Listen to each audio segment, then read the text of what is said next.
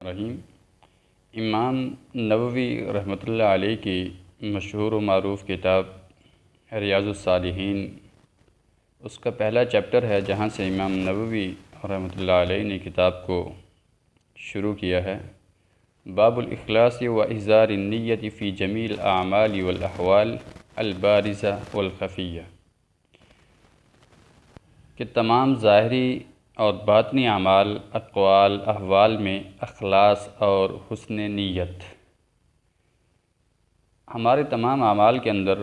نیت کا صحیح ہونا وہ بہت ضروری ہے۔ اور اس حدیث کو جس میں نیت کے بارے میں بیان کیا گیا ہے اور جو ہر مسلمان نیت پر بات کرتے ہوئے کوٹ کرتا ہے، وہ حضرت عمر رضی اللہ تعالیٰ عنہ سے مروی ہے کہ رسول اکرم صلی اللہ علیہ وآلہ وسلم سے انہوں نے سنا کہ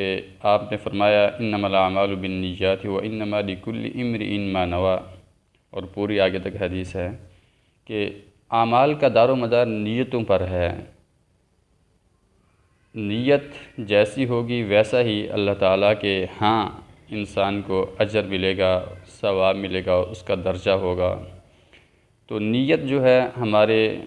روز و شب کے جو مسائل ہیں، عبادات ہیں، معاملات ہیں، ان میں ہماری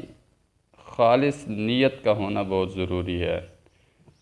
کہ جو کام بھی ہم اپنے معاشرتی طور پر کریں یا عبادات میں کریں یا معاملات میں کریں، اس میں ایٹ لیسٹ اللہ تعالیٰ کی رضا کا ہونا بہت ضروری ہے۔ کسی کے ساتھ اچھا سلوک کر رہے ہیں، اچھے اخلاق کا برتاؤ کر رہے ہیں، تو وہ ریاکاری کے لیے یا صرف دکھاوے کے لیے نہ ہو، بلکہ اس میں اللہ تعالیٰ کی رضا کا ہونا شامل ہو۔ تو یہ حدیث دین کا ایک بہت بڑا اہم پلر ہے، بلکہ بعض محدثین نے تو اس کو فورتھ پلر آف دین بھی کہا ہے اس حدیث کو، جس میں اللہ کے رسول نے نیت کے بارے میں فرمایا ہے۔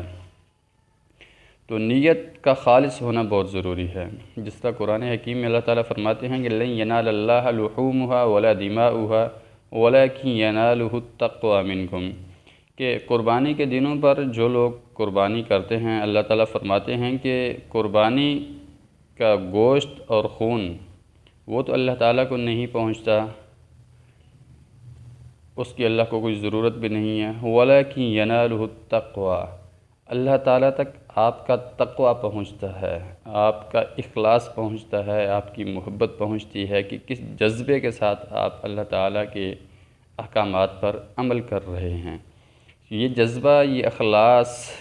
اور یہ تقوی یہ ہمارے دل کے اندر ہوتا ہے، یہ ہمارے دل کا معاملہ ہے کہ اس کے اندر کس قدر اللہ تعالیٰ کی خوشنودی یا اللہ کی رضا کا عنصر پایا جاتا ہے۔ اور اگر یہی قربانی ہم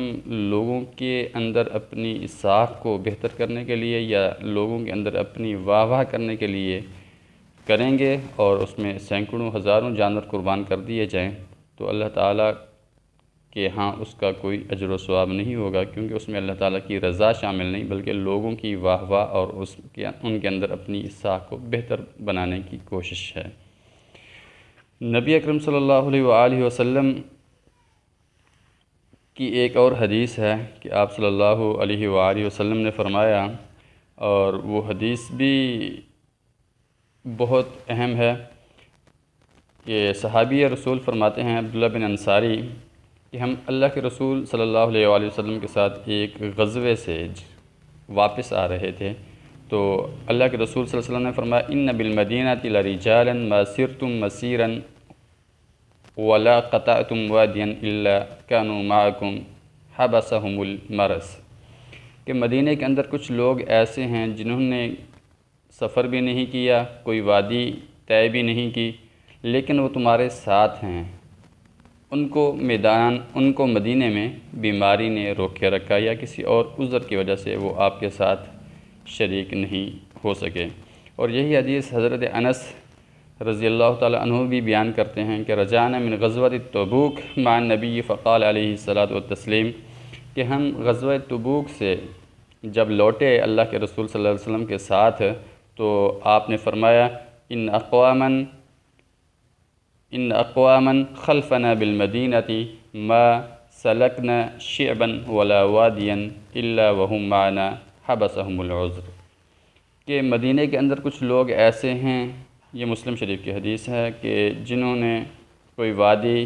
اور کوئی سفر طے نہیں کیا لیکن وہ ہمارے ساتھ برابر کے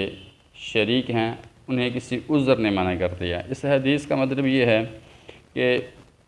وہ لوگ جو ان غزوات میں شریک نہیں ہو سکے، اپنی چاہنے کے باوجود اور کسی عذر کی وجہ سے مدینہ میں ہی رہے، تو اللہ تعالیٰ نے اجر و ثواب کے اندر ان لوگوں کو بھی شامل کر لیا ہے جو کسی عذر کی وجہ سے یا کسی مجبوری کی وجہ سے غزوے میں نہیں شریک ہوئے، لیکن دلی طور پر وہ یہ چاہتے تھے کہ اس میں ضرور شریک ہوں۔ اور اسی طرح کی ایک اور حدیث ہے، اور یہ حدیث تو مجھے بہت مزیدار لگ رہی ہے، کہ عن ابی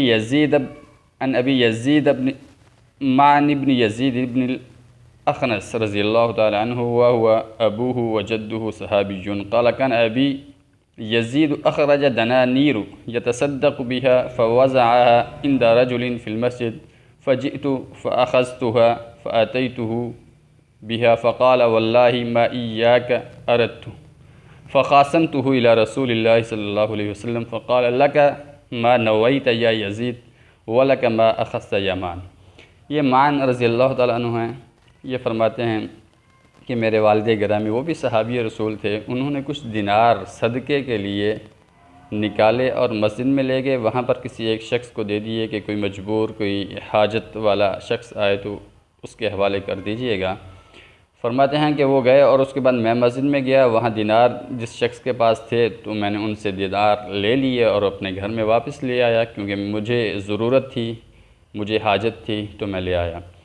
فرماتے ہیں کہ جب میں گھر آیا تو میرے والد نے دیکھا تو انہوں نے کہا کہ میرا یہ ارادہ تو نہیں تھا کہ میں یہ دینار تمہیں دے دوں۔ تو فرماتے ہیں اس بات پر میرا والد کے ساتھ جو ہے فخاصمتہ، ہمارے اندر تکرار ہوا، تو میں نے اپنے والد سے کہا کہ ہم جاتے ہیں اللہ کے رسول صلی اللہ علیہ وسلم کے پاس اور جا کے ان سے اس بات کا فیصلہ کرواتے ہیں۔ چنانچہ دونوں باپ اور بیٹا اللہ کے نبی کے پاس پہنچے اور فرمایا کہ کہا کہ یا رسول اللہ یہ قصہ ہے، تو آپ نے فرمایا لک ما نویت یا یزید، یزید جو آپ نے نیت کی ہے اللہ تعالیٰ نے اس نیت کی بنا پر آپ کو اجر دے دیا ہے۔ اگرچہ آپ کی یہ نیت تھی کہ میرے بیٹے کو نہیں کسی اور حاجت مند شخص کو یہ پیسے یہ دینار ملے، لیکن آپ کی جو نیت تھی